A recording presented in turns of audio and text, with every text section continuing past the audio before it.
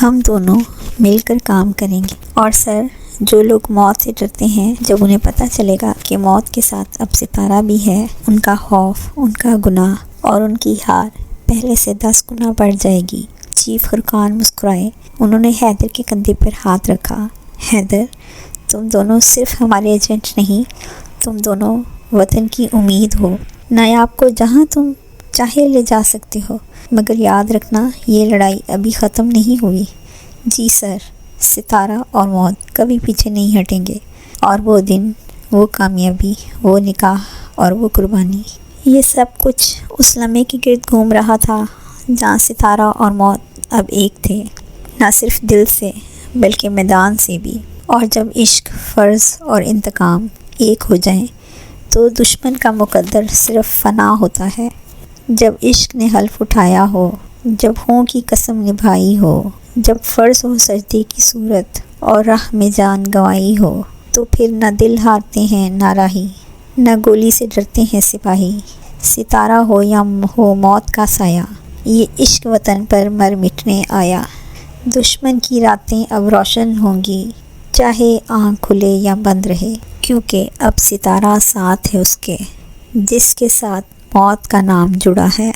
دوپہر کا وقت تھا، سورج بلند مگر نرم تھا۔ کراچی کی روشنی بھری گرمی میں ستارہ کا خفیہ ہیڈ کوارٹر، وہی پرانا ویران سا بیرونی ڈھانچہ، لیکن اندر داخل ہوتے ہی ماحول بدل جاتا تھا۔ ستارہ اور موت کی ٹیمیں ایک کامیاب مشن کے بعد لوٹی تھیں۔ پاشا، جلال، شمس، ظہور جیسے بھیڑیے مٹی میں دفن ہو چکے تھے۔ آج پہلی بار کئی برسوں بعد ان چہروں پر خالص مسکراہٹ تھی۔ مشکل ترین جنگ جیت لی گئی تھی، اب چھوٹا سا لمحہ ہنسنے کا حق تو بنتا ہے۔ یہ بات حیدر نے کہی تھی، اور اس کے کہنے کا انداز کچھ ایسا تھا جیسے وہ خود بھی ایک عام انسان بننے کی اجازت مانگ رہا ہو۔ نایاب نے ہنستے ہوئے سر ہلایا، اور ساری ٹیم جو موت، راز اور سائے میں زندہ رہتی، آج چند لمحوں کے لیے روشن دن کے سورج میں کھڑے تھے، بے خوف، بلا حجاب۔ ارے سنو، جو سب سے کم دشمن مارے گا وہ سب کو چائے پلائے گا۔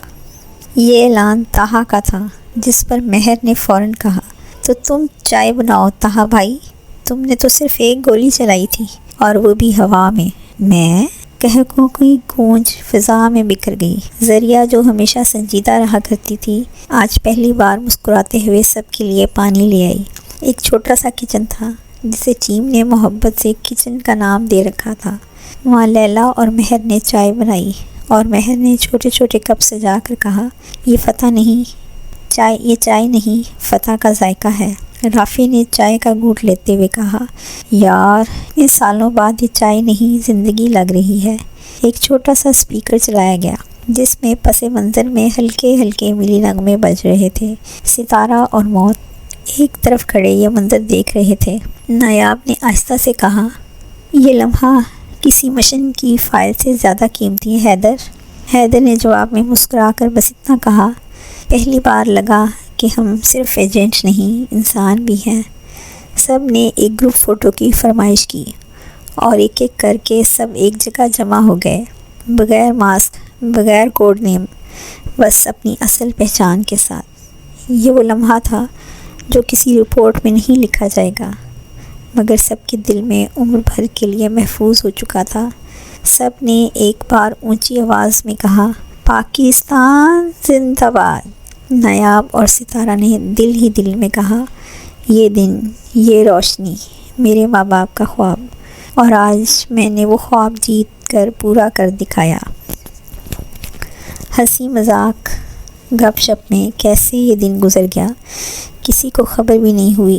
رات کا وقت تھا، کراچی کی روشن مگر خاموش سڑکوں پر چند گاڑیاں روانہ تھیں۔ ان کے اندر بیٹھے چہرے بظاہر عام لوگ، لیکن حقیقت میں وہ جیتے ہوئے سپاہی تھے، جنہوں نے ابھی ابھی وطن کے سب سے خطرناک دشمن کو جہنم واصل کیا تھا، مگر اب وہ اپنے اپنے ہوٹلوں کی طرف واپس جا رہے تھے، اپنی اپنی اصل پہچان کے ساتھ، تاکہ اگلے دن صبح ہوتے ہی اپنے اپنے شہروں کو لوٹ جائیں۔ حیدر کی گاڑی ہوٹل کے باہر رکی، اس کے ساتھ پچھلی سیٹ پر نایاب بیٹھی تھی، مگر آج نہ وہ ستارہ تھی، نہ کوئی ایجنٹ، نہ کوئی سایہ۔ آج وہ صرف نایاب تھی، ایک خاموش، تھکی ہوئی مگر پرسکون عورت۔ بلال ڈرائیونگ سیٹ پر بیٹھا خاموشی سے سب کچھ محسوس کر رہا تھا۔ بلال نے ڈرائیونگ سیٹ پر بیٹھے ہوئے شیشے سے ایک بار پیچھے دیکھا، مسکرایا۔ سر، لگ رہا ہے جیسے زندگی مشن سے آگے نکل گئی ہو۔ نایاب نے حیدر کی طرف دیکھا۔ حیدر نے نایاب کی طرف دیکھا اور آہستہ سے بولا، یہی زندگی کا اصل مشن تھا شاید۔ نایاب نے آہستہ سے سر جھکا دیا۔ گاڑی ہوٹل کے باہر رکی۔ سب نے اپنا اپنا کارڈ، روم کی چابیاں اور شناختی دستاویز نکالے۔ وہی روزمرہ کے عام لوگ، مگر ان کی آنکھوں میں وہ روشنی تھی جو دشمن کو ختم کر کے آتی ہے، اور دل میں وہ سکون تھا جو صرف حق پر لڑنے والے کو ملتا ہے۔ کمرے میں داخل ہوتے ہی حیدر نے بیگ رکھ کر آہستہ سے کہا، کل ہم لاہور واپس جا رہے ہیں، ہمیشہ کے لیے۔ یہ سنتے ہی نایاب چند لمحوں کے لیے خاموش ہو گئی۔ اس کی پلکیں نیچی ہو گئیں، جیسے کوئی بھاری بوجھ سینے پر اتر آیا ہو۔ پھر اس نے ہولے سے کہا، واپسی ہمیشہ دل دہلا دیتی ہے، لیکن لاہور میرے لیے صرف واپسی نہیں، میرے ماضی کا وہ دروازہ ہے جہاں سے صرف تکلیف آئی تھی۔ نایاب کی آنکھیں بھیگنے لگیں، لب ہلے، آواز بھر آئی، وہی لاہور جہاں میرے ماں باپ مجھ سے چھین لیے گئے، جہاں میری عزت پر شک کیا گیا، جہاں رات کے اندھیرے میں تنہا لاوارث سڑکوں پر چلتی رہی، جیسے کوئی سایہ ہو جس کا نہ کوئی نام ہو، نہ کوئی گھر۔ حیدر نے آہستگی سے نایاب کے ہاتھ تھاما اور بغیر کچھ کہے اسے اپنے سینے سے لگا لیا۔ اب کچھ نہیں ہوگا نایاب۔ اس کی آواز میں وہ یقین تھا جو صرف ایک سچا مرد دے سکتا ہے۔ اب میں ہوں اور تم ہو، اب کوئی تکلیف نہیں آئے گی، اب صرف سکون ہوگا، صرف خوشی۔ میں وعدہ کرتا ہوں اب تمہارے آنسو صرف خوشی کے ہوں گے۔ نایاب نے آہستہ سے آنکھیں بند کیں، اور وہ لمحہ جیسے ماضی کے سارے زخم دھو گیا ہو۔ اس کمرے میں اس رات دو لوگ نہیں تھے، دو زخم تھے جو ایک دوسرے کے لمس سے بھر رہے تھے۔ باہر اندھیری رات تھی، مگر ان کے اندر پہلی بار روشنی جاگی تھی۔ یہ رات وہ لمحہ تھا جب ستارہ اور موت نایاب اور حیدر میں بدل گئے۔ ایک عام جوڑا جس نے غیر معمولی درد جھیلا تھا اور اب غیر معمولی سکون پا رہے تھے۔ اگلی صبح کراچی ایئرپورٹ پر نایاب اور حیدر کو رخصت کرنے آئی تھی لیلا، نایاب کی وہ ساتھی، وہ دوست جو ستارہ کی دنیا میں نہ صرف مشن پارٹنر تھی بلکہ دل کی بات سننے والی تھی۔ جہاز کے روانہ ہونے سے چند لمحے پہلے لیلا نے نایاب کو دیکھا، کچھ کہنا چاہا مگر الفاظ رک گئے۔ پھر آہستگی سے اس نے نایاب کے ہاتھ تھام کر بولی، نایاب، تم مجھے بہت یاد آؤ گی۔ تم صرف میری ٹیم ہیڈ نہیں، میری بہترین دوست رہی ہو۔ میں دل سے خوش ہوں کہ اب تمہیں وہ سکون اور خوشی مل رہی ہے جس کی تم حقدار ہو۔ اس چہرے پر جو مسکراہٹ ہے وہ ہمیشہ سلامت رہے۔ اور ہاں، نم آنکھوں سے گلے لگنے کا مطلب صرف الوداع نہیں، یہ دعائیں بھی ہیں کہ تم کبھی تنہا نہ رہو۔ نایاب خاموش رہی، مگر اس کے آنسو، اس کی آنکھوں کی شکر گزاری لیلا کے دل تک پہنچ گئی۔ وہ دونوں ایک دوسرے سے لپٹ گئیں جیسے برسوں کا ساتھ ہو، اور یہ لمحہ زندگی کا سب سے نرم جدائی کا سین ہو۔ اسی لمحے ایئرپورٹ پر فلائٹ کی اعلان گونجی، passengers for Lahore flight PK302 please proceed to gate number 5۔ نایاب نے گہری سانس لی اور آہستگی سے لیلا کے ہاتھ چھوڑ دیے۔ حیدر جو تھوڑے فاصلے پر بلال کے ساتھ کھڑا تھا، دونوں کی اس خاموش وداعی کو محسوس کر رہا تھا۔ حیدر آگے آیا اور نایاب کا ہاتھ پکڑ کر جہاز کی طرف روانہ ہو گیا۔ بلال بھی حیدر کے ساتھ واپس جا رہا تھا کہ وہ بھی لاہور کا ہی تھا اور ہمیشہ سے حیدر کے ساتھ ہی رہا تھا۔ لاہور ایئرپورٹ۔ جیسے ہی فلائٹ لاہور پہنچی، دروازے پر حیدر کا خاص ڈرائیور پہلے سے ہی موجود تھا۔ گاڑی میں بیٹھتے ہی حیدر نے فون نکالا، اپنے خاص ملازم کو کال کی۔ گھر سجایا گیا ہے؟ جی سر، ہر کونے میں تازگی ہے، پھول ہیں، روشنی ہے اور سب بہت خوش ہیں۔ گاڑی جب شاندار محل کے اندر داخل ہوئی تو نایاب کی آنکھوں میں ایک اجنبی سا سکون تھا۔ دروازے کے پاس جیسے ہی وہ اتری، اندرونی دروازے پر پہنچتے ہی اچانک فضا خوشبوؤں سے مہک اٹھی، اوپر سے پھول نایاب پر برسنے لگے۔ ویلکم میم، یہ آواز تھی تمام ملازمین کی جو ایک قطار میں کھڑے تھے۔ ہر ایک کے چہرے پر خالص خوشی تھی اور ہر دل میں ایک تسلی کہ آج ان کے خاموش سخت گیر باس کو سنبھالنے کے لیے کوئی موجود ہے۔ ایک پرانی آیا جو حیدر کے بچپن کی خدمت گزار تھی، آنکھوں میں نمی لیے بڑبڑائی، اللہ کا شکر ہے، آخر کار ہمارا بچہ تنہا نہیں رہا۔ نایاب نے سب کا شکریہ ادا کیا۔ صبح کے سورج نے کھڑکی کے سفید پردے سے جھانکا، نرم سی روشنی نایاب کے چہرے پر پڑی جو اپنے شوہر کے آغوش میں سکون سے سو رہی تھی۔ پہلی بار برسوں بعد اس کی نیند مکمل تھی، نہ خوف، نہ ڈر، نہ آنسو، نہ بدلے کی تپش، بس سکون، محبت اور تحفظ۔ حیدر کی آنکھ سب سے پہلے کھلی اور سب سے پہلے اسی کو دیکھا، نایاب، جو اب صرف اس کی ساتھی نہیں، اس کی بیوی بھی تھی، اس کی پناہ، اس کی عبادت، اس کے ہر دکھ کا ازالہ، اس کا سکون، اس کی دھڑکن، اس کی زندگی۔ اس نے آہستہ سے نایاب کے بالوں کو انگلیوں سے چھوا، ایک ہلکی سی مسکراہٹ اس کے چہرے پر پھیلی۔ نایاب سوئی ہوئی اتنی معصوم اور خوبصورت لگ رہی تھی کہ حیدر نظر ہٹانا بھول گیا۔ کتنی خوبصورت لگتی ہو جب تمہیں کچھ خوف نہ ہو۔ نایاب نے آہستہ سے آنکھیں کھولی اور نظریں حیدر سے ملی۔ ایک نرم سی مسکان نایاب کے چہرے پر آئی۔ وہ آہستہ سے بولی، محبت خوف سے آزاد کرتی ہے اور تم نے مجھے آزاد کروا دیا حیدر۔ حیدر نے اسے اپنی باہوں میں مضبوطی سے لیا۔ اب تمہاری کوئی جنگ نہیں نایاب، اب صرف ہم ہوں گے، ہماری دعائیں، ہماری جیت اور ہماری آنے والی زندگی۔ کمرے کے دروازے پر آہستہ سے دستک ہوئی۔ ملازم نے آواز دی، سر، ناشتہ تیار ہے۔ نایاب نے جلدی سے دوپٹہ اوڑھ کر آئینے کی طرف رخ کیا۔ حیدر نے پیچھے سے آ کر بازوؤں میں لیا اور کہا، اب پردے مت اوڑھو نایاب، اب تمہیں مجھ سے چھپنے کی ضرورت نہیں۔ وہ اتنی خوبصورت لگ رہی تھی کہ حیدر مبہوت تھا، بس اسے دیکھتا رہ گیا۔